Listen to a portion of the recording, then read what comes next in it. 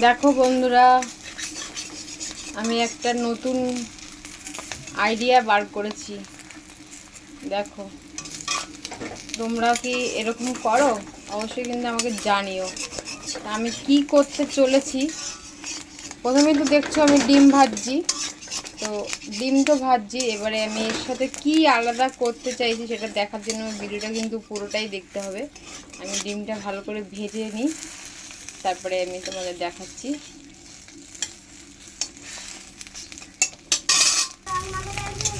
ডিমগুলো বেশ কড়া কড়া করে আমি ভেজে নিয়েছি। এবারে দেখাবো তোমাদের আমি কি করছি। এবার দেখো কি করছি। জল দিলাম, জলটা ভালো করে ফুটবে, তারপরে জিনিসটা হবে ম্যাজিকটা। ডিম আর জল দিয়ে একটা ম্যাজিক করব আমি। দেখো, সেই ম্যাজিকটা হলো এই যে ম্যাজিকটা করব বলেছি।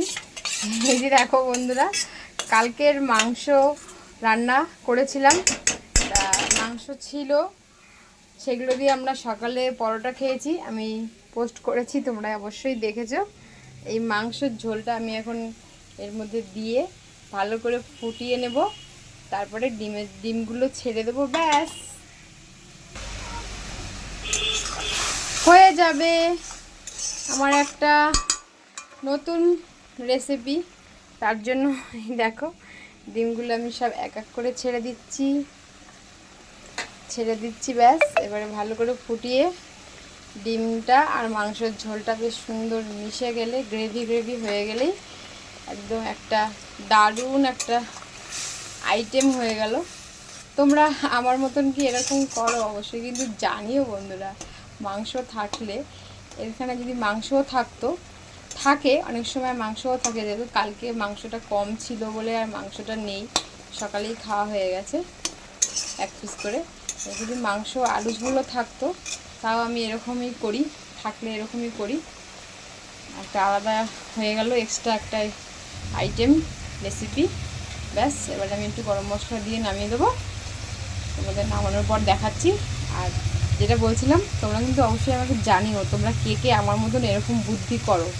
মাংসের ঝোল আলু থাকলে সেটা দিয়ে কি এরকম কোনো একটা রেসিপি বানাও, জানিও কিন্তু আমাকে।